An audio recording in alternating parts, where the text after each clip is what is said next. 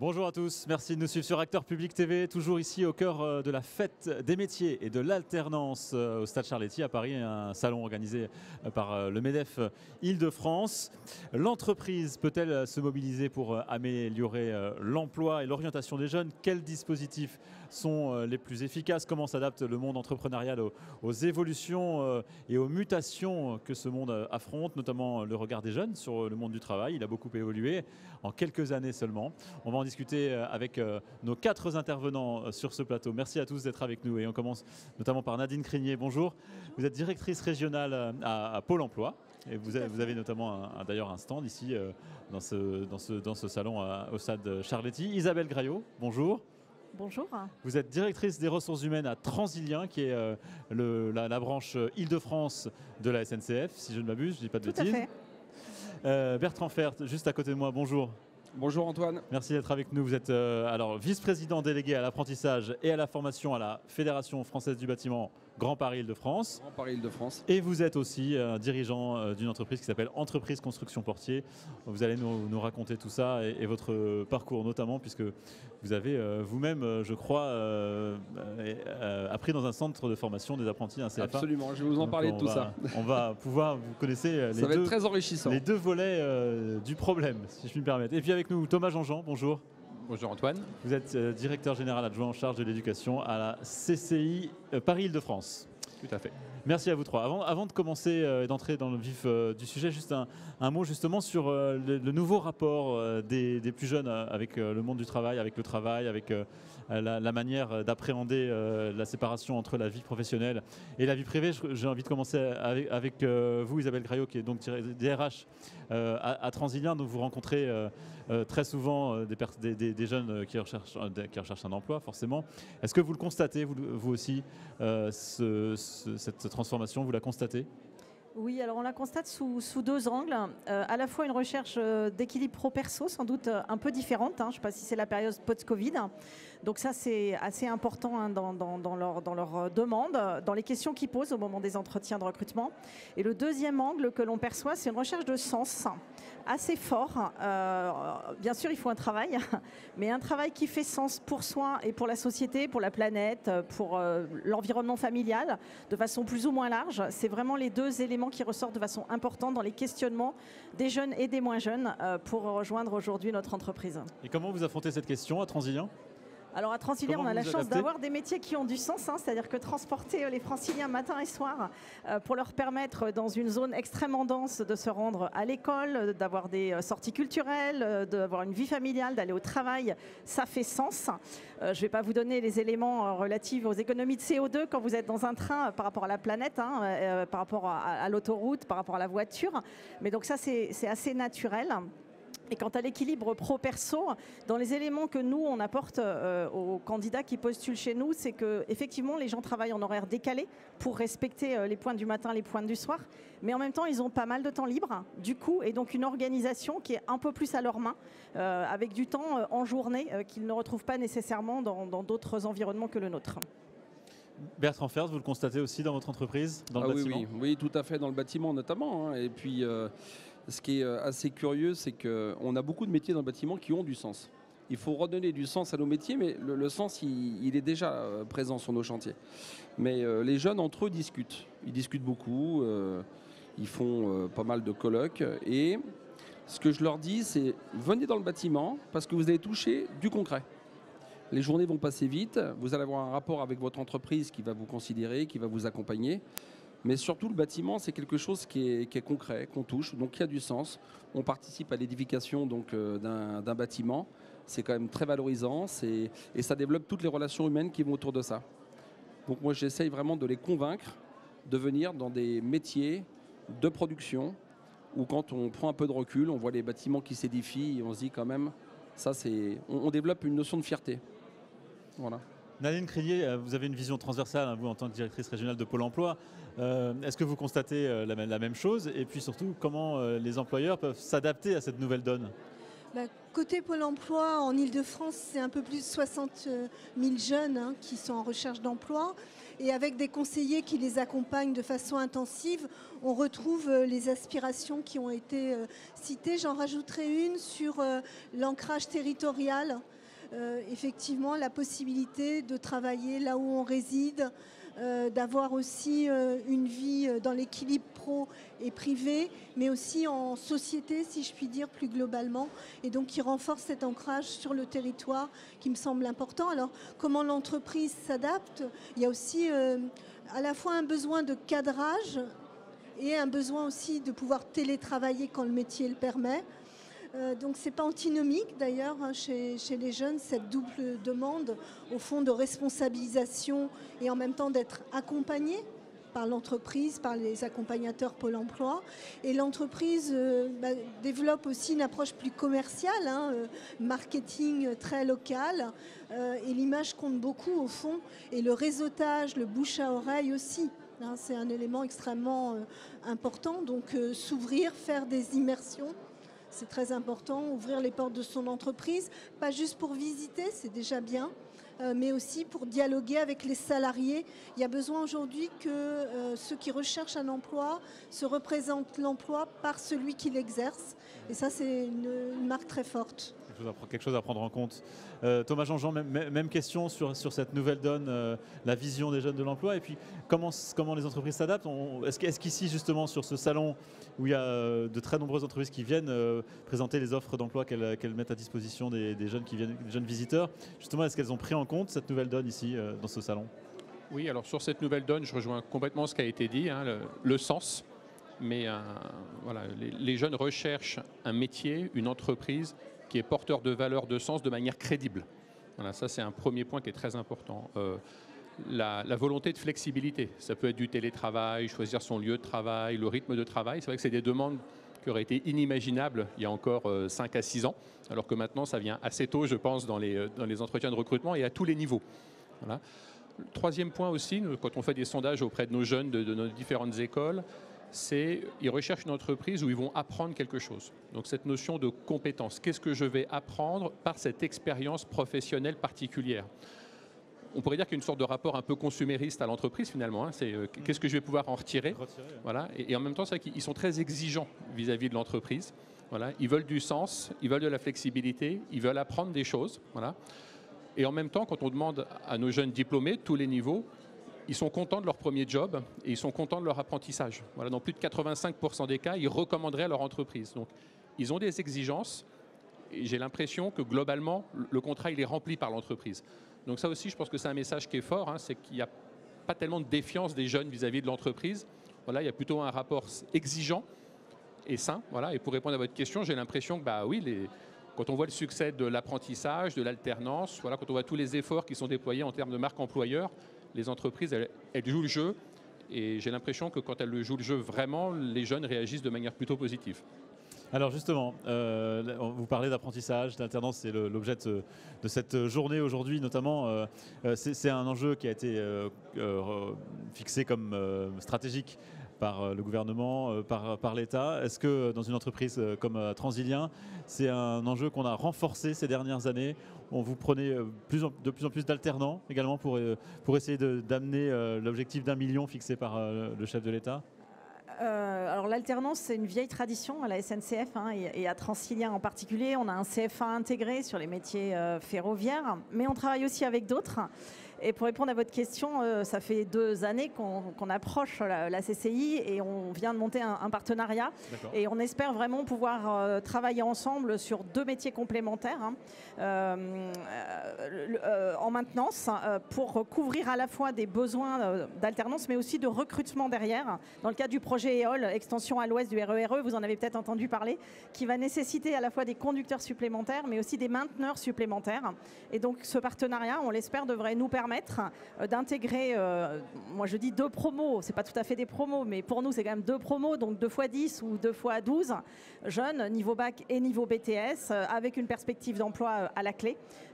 Donc oui, on développe autant que l'on peut sur les métiers ferroviaires, cœur de métier, mais aussi sur les métiers commerciaux.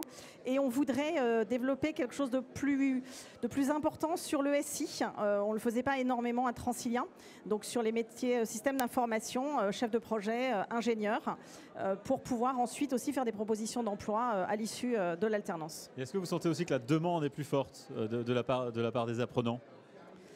Alors moi j'ai accompagné l'équipe, là on a un stand aussi, une petite heure avant cette table ronde, et effectivement il y a pas mal de gens qui sont passés sur ces métiers SI en l'occurrence, et qui recherchent une alternance à tout niveau, pour 3 ans, pour 2 ans, pour 1 an. Donc ça je trouve c'est assez intéressant parce que ça donne à voir le cœur de l'entreprise. On accompagne en fait sur la formation, et derrière s'il y a une offre d'emploi, si la personne souhaite rester, c'est 2 fois gagnant.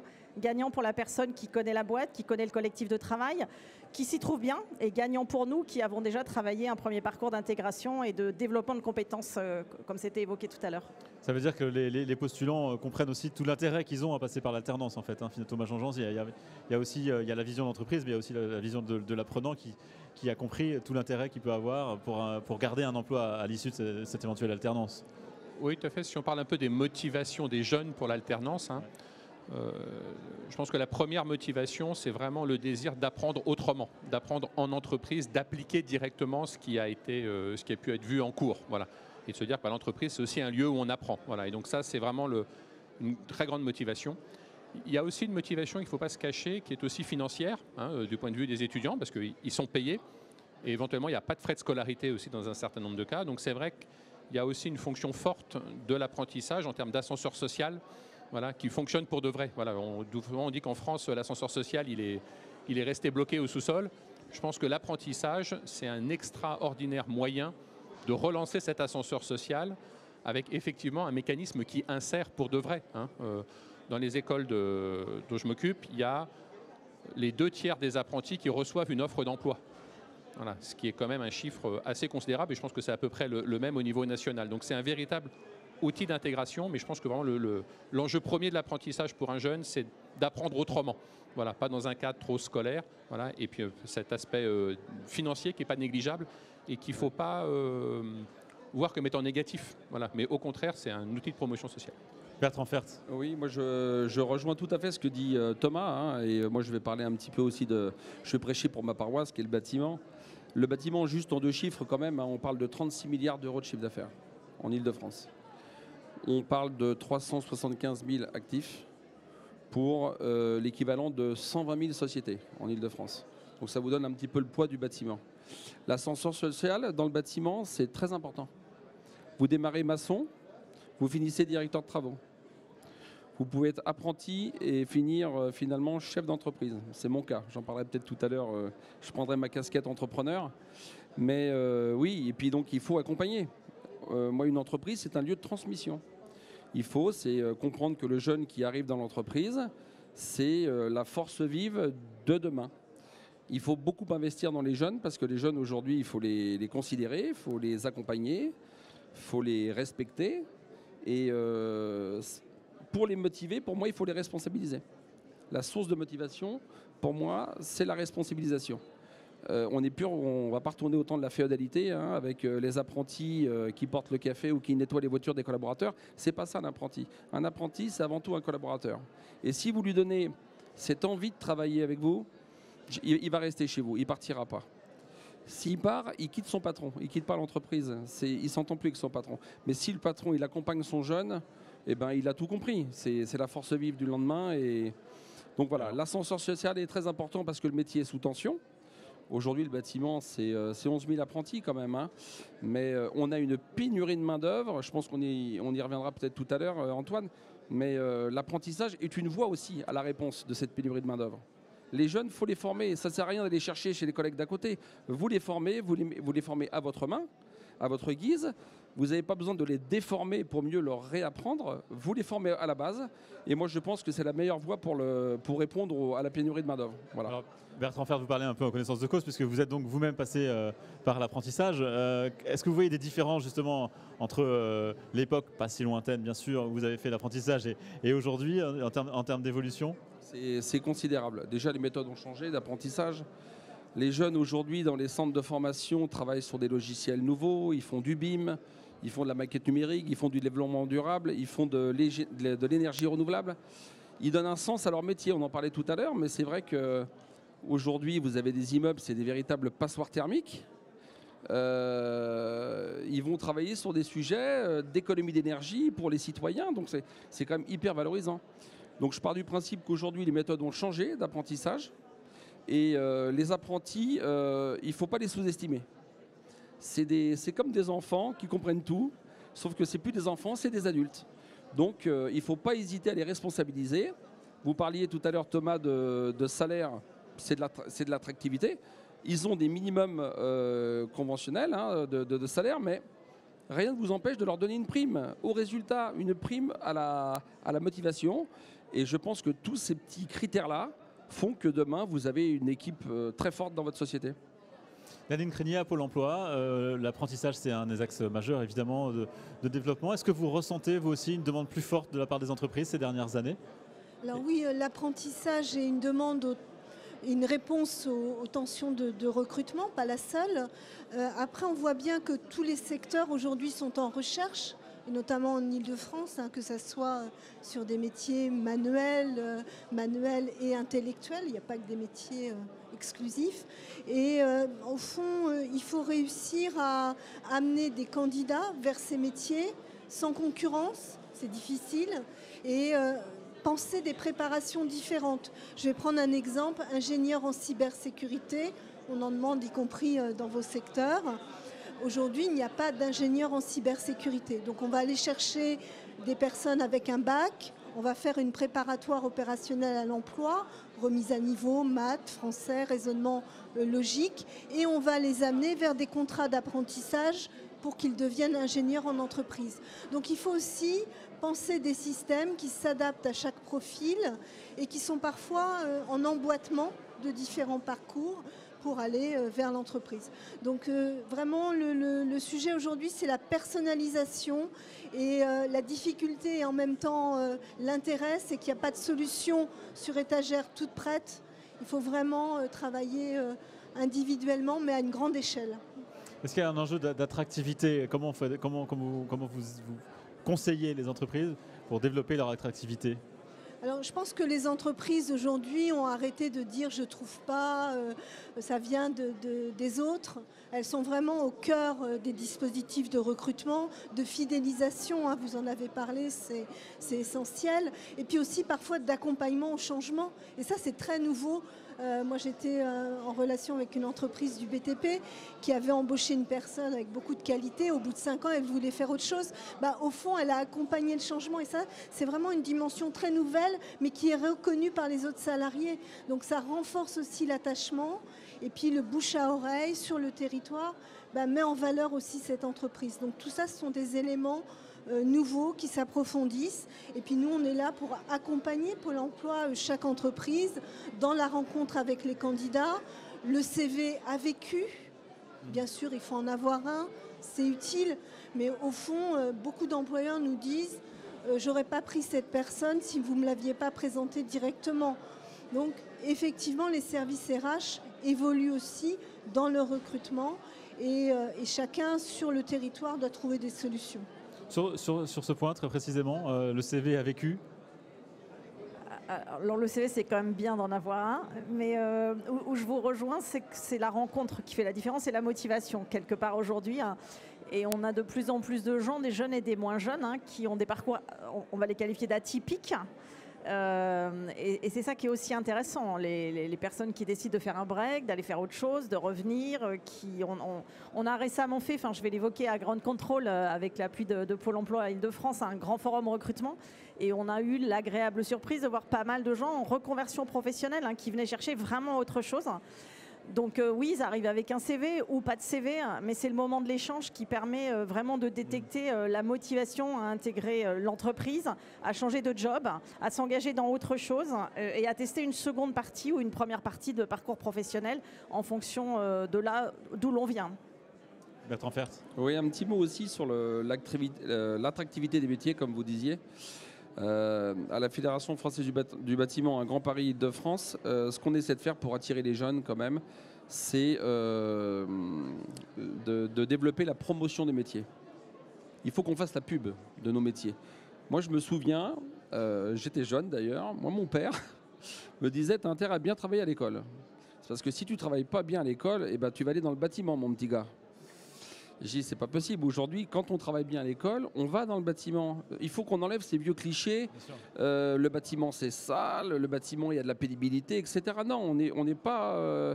on travaille différemment. On travaille en sécurité. Aujourd'hui, on travaille dans la considération. Et donc, il faut ouvrir nos chantiers aux jeunes. Moi, je trouve que c'est très important de le faire. On a les coulisses du bâtiment, qui est un très bel événement que l'on organise, où on ouvre les chantiers, les jeunes interviennent, discutent avec le chef de chantier, de son évolution professionnelle, des méthodes de travail. Et ça, il y a un vrai boulot à faire pour enlever cette image de marque qu'on souffre encore au jour d'aujourd'hui. Hein. Mais on va y arriver. Je pense que c'est une question de motivation, encore une fois, et d'attirer tous ces jeunes. Moi, je dis à tous ces jeunes qui sont sur le salon, venez dans le bâtiment, ce n'est pas sale. Et c'est des métiers qui payent. Alors, ça, c'est important de leur dire. L'image de marque, vous en parlez, il y a un secteur de formation aussi qui souffre d'une image de marque un peu dévalorisée, qui est le lycée professionnel. Le gouvernement a lancé une réforme du lycée professionnel pour justement réhabiliter à la fois son image, mais surtout aussi le contenu des formations qui est apporté pour le mettre plus en adéquation aussi peut-être avec les offres d'emploi derrière. Est-ce que ça vous paraît une bonne idée ? C'est intéressant, hein, ça, la réforme sur les lycées professionnels. Moi, je n'ai pas encore une idée très conçue de ce qui se passe. Tout ce que je sais, c'est que c'est important de remettre l'entreprise au centre du débat, dans les lycées professionnels. La voie de l'apprentissage est une voie d'excellence, on s'en rend compte. Ça répond vraiment à une problématique de pénurie de main-d'œuvre, d'ascenseur social dans le bâtiment, c'est très intéressant. Les lycées professionnels, il y a un gros travail à faire. Là, je pense que là, il faut vraiment qu'il y ait une concentration des entreprises. Et on part sur la pédagogie, de la communication, mais que les entreprises puissent venir dans les lycées professionnels, parler de leur métier et qu'il y ait une relation entre cette formation initiale et l'entreprise. Et il faut créer cette petite passerelle. L'apprentissage, on a quelques longueurs d'avance, puisque l'apprenti est déjà dans l'entreprise et si tout se passe bien, il va y rester. C'est le futur collaborateur de demain, c'est la force vive. Mais les lycées professionnels, voilà, je pense qu'il faut vraiment travailler encore dessus. Oui, Thomas Jean-Jean, je crois que c'est un des axes de la réforme de créer un bureau des entreprises dans chaque lycée professionnel. Ça vous semble une bonne direction ? Oui. Alors, bon, déjà, la réforme, elle est annoncée, donc maintenant, il faut la discuter et échanger. C'est un enjeu qui est considérable. Un lycéen sur 3 en France est un lycéen professionnel. Donc, c'est vrai qu'on ne peut pas se permettre d'avoir un tiers d'une classe d'âge dont on ne s'occupe pas bien. Voilà. Donc, effectivement, l'enjeu de recréer du lien, peut-être davantage, entre l'entreprise, le lycée professionnel, d'adapter la carte des formations aussi aux enjeux locaux. Tout à l'heure, Nadine, nous parliez de l'adaptation au territoire, c'est fondamental. Donc, probablement avoir aussi une plus grande proximité entre, pas les entreprises, mais les entreprises du territoire qui vont pouvoir effectivement recruter les jeunes. Et il y a effectivement cette mesure qui fait débat, qui est l'augmentation de la période de stage en entreprise, qui est le moyen de découvrir concrètement ce qui se passe dans une entreprise et pas juste avec des contacts ou avec des intervenants qui viendraient de l'entreprise. Voilà, je crois que la réforme est annoncée, elle reste encore assez largement à négocier et à piloter. À mettre en place, mais c'est vrai que finalement ça va dans la direction de l'alternance, c'est-à-dire toujours donner accès au monde de l'entreprise aux apprenants, leur montrer comment ça fonctionne et leur donner envie finalement. Nadine Crinier, je ne sais pas si vous pouvez dire un mot sur cette réforme, est-ce que ça vous semble aller dans la bonne direction ? Nous, on n'est pas au cœur des lycées professionnels, mais en tout cas, on a le lien entreprise qui est très important, vous l'avez souligné, et nous allons, nous, dans les lycées, on a une expérience dans 60 lycées en Île-de-France, où les conseillers de Pôle emploi vont justement travailler sur la connaissance de l'entreprise, préparer son stage. Quand je sors du stage, c'est pas juste dire j'ai mis en rayon. Non, c'est quelle qualité j'ai développée, quelles compétences, qu'est-ce que ça éveille pour moi dans le sens de mon métier de demain. et donc de pouvoir aussi amener la compétence de Pôle emploi sur l'entreprise, sur la connaissance des compétences nécessaires pour aider, contribuer avec les enseignants à cette orientation. Donc ça fait partie aussi dans la réforme d'une extension de ce dispositif. Je voudrais qu'on parle aussi d'une possibilité finalement pour les jeunes qui cherchent un emploi, c'est la création ou la reprise d'entreprise. Ça a été votre cas, Bertrand Fers. Est-ce que ça vous semble un moyen efficace et attractif pour des jeunes en recherche d'emploi qui ne sont pas forcément des débutants? Moi, je pense aussi que tous les jeunes, il faut qu'ils aient un plan de carrière. Ça fait partie des entretiens individuels, de la responsabilité du chef d'entreprise ou du manager de pouvoir encadrer son apprenant et de le propulser dans les années à venir. La reprise d'entreprise, je pense que c'est inné un peu dans chaque personne.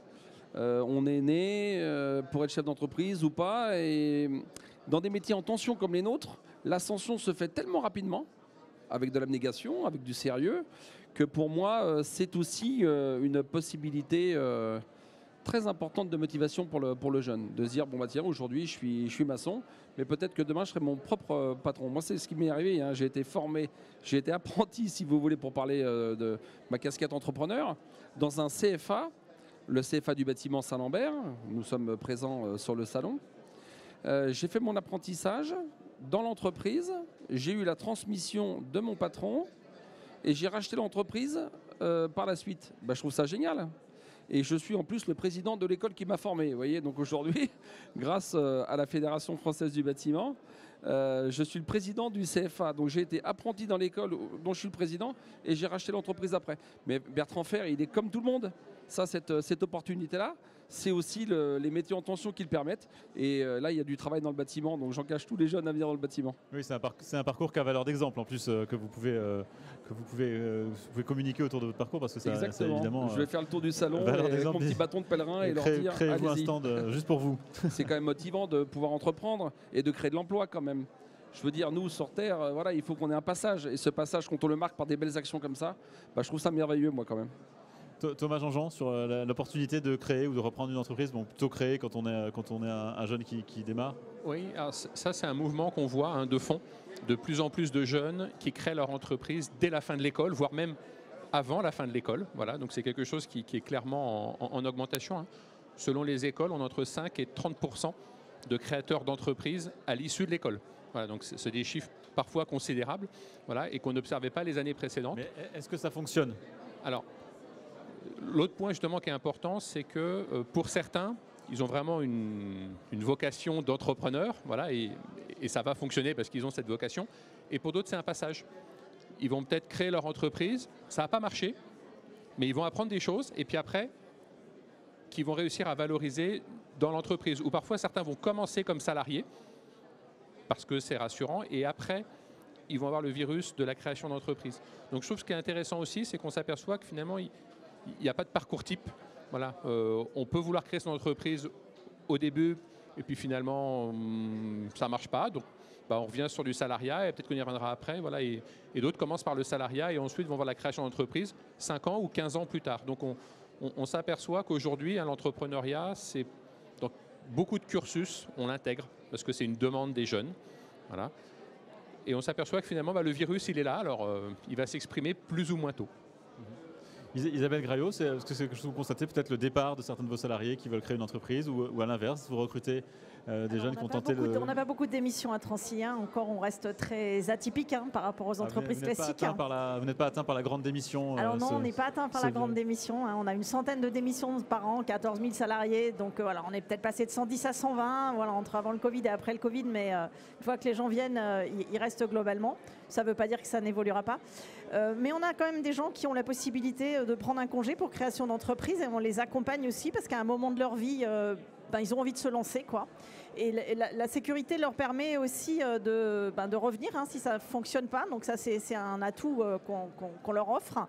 Et on a aussi des gens qui nous rejoignent et qui ont une première vie professionnelle avant, comme je l'évoquais. Et cette vie, elle peut être soit en tant que salarié, soit en tant qu'entrepreneur. Et donc ça apporte évidemment au collectif qu'ils vont rejoindre et ça apporte aussi à l'entreprise l'expérience qui est la leur et qui a été différente de celle qu'ils vont retrouver dans un grand groupe, de fait. Donc on a les deux cas de figure qui se produisent aussi chez nous. Est-ce que chez Pôle emploi, vous vous accompagnez aussi, enfin, j'imagine que oui, des créateurs ou repreneurs d'entreprise? Oui, on accompagne des créateurs d'entreprise. Moi, je pense que la capacité entrepreneuriale n'a pas d'âge vraiment. Après, il faut bien être accompagné pour bien qualifier son projet, voir à quoi on s'engage, comment on le sécurise. Mais effectivement, on a une prestation qu'on appelle émergence qui permet de s'imaginer créateur, de voir est-ce que mon caractère correspond à ce mode de vie aussi privé, professionnel, comment je bâtis aussi mon plan en lien avec cette création. Donc moi je pense qu'il n'y a pas de moment, hein, c'est vraiment aussi la volonté de s'engager et puis d'être bien accompagné qui va forger la création et la garantir dans la durée. Création d'entreprise peut être considérée comme une voie d'un débouché pour du travail aussi pour des jeunes de moins de 30 ans. Thomas Jean-Jean? Ouais. Ah oui, tout à fait. C'est un message qu'il faut peut-être donner aussi. Oui, ça fait partie d'ailleurs dans les enquêtes d'insertion maintenant. Hein, est-ce que vous êtes en CDD, en CDI, auto-entrepreneur ou en création d'entreprise? Donc ça fait tout à fait partie des cases voilà, qu'on peut cocher, qui sont tout à fait normales et attendues. Sur les secteurs, alors maintenant les secteurs qui sont le plus en demande, parce que c'est aussi, on est là dans un salon qui a plusieurs centaines d'entreprises qui exposent. Quels sont les secteurs les plus en demande de main-d'œuvre? Thomas Jean-Jean toujours. Alors bon, je pense que le bâtiment, mais je pense que Bertrand va nous en parler assez largement. Ça fait partie, c'est sûr. Les transports, bon voilà. Mais, non, la restauration. Alors, au-delà du bâtiment et des transports, la restauration, clairement, tout ce qui va être lié IT, sécurité, informatique, système d'information au sens large, des commerciaux, trouver des bons commerciaux. Ça, c'est souvent un métier en tension dont on parle peu, parce que c'est très transverse, c'est pas lié à un secteur d'activité, mais alors c'est voilà, enfin une des grandes causes hein, du non-succès des entreprises entrepreneuriales, c'est l'absence de bons commerciaux. Voilà, donc c'est aussi un des métiers en tension. Je dirais que globalement aujourd'hui, hein, c'est aussi le jeu de la démographie. Il n'y a pas vraiment de secteur qui ne soit pas en tension. Voilà, hein, faut pas oublier qu'en 2022, il y a eu moins de bébés qui sont nés que de bacheliers. Voilà, donc ça paraît bête de dire comme ça, mais ça veut dire qu'aujourd'hui, il y a un petit peu plus de départs qui viennent d'arriver sur le marché du travail. Donc finalement, la notion de métier en tension, je pense que la liste va être amenée à s'allonger de manière assez considérable dans les années à venir. Nadine Crénier, pour rester un peu transversale d'abord, sur justement les métiers, les secteurs en demande. Je pense qu'en Ile-de-France, on a une double contrainte ou une double chance. C'est d'avoir avec les JO doublement des secteurs en tension. Restauration, vous en avez parlé, ça va recruter. La sécurité, ça va recruter. Les travaux d'infrastructure, mais aussi d'aménagement dans le BTP, en lien avec les JO. Donc, en fait, tous ces métiers déjà secteurs en tension vont l'être en préparation et durant les JO. Et du coup, l'opportunité de pouvoir amener aussi de la compétence durable après JO, en préparant des candidats à une forte échelle. Alors Bertrand Ferd, précisément dans le bâtiment, il y a des métiers qui sont vraiment en tension. Vous parlez tout à l'heure du numérique, autour du manuels. bâtiment. Il y a les métiers manuels et il y a les métiers intellectuels. Mais dans les métiers manuels, bon, alors comme disait Nadine, il y a les JO et puis il y a aussi le Grand Paris, le Grand Paris Express, hein, qui est un gros chantier. Aujourd'hui, c'est 10 000 équivalents temps plein que l'on recherche dans le bâtiment sur la période 2022-2027. 10 000 équivalents temps plein.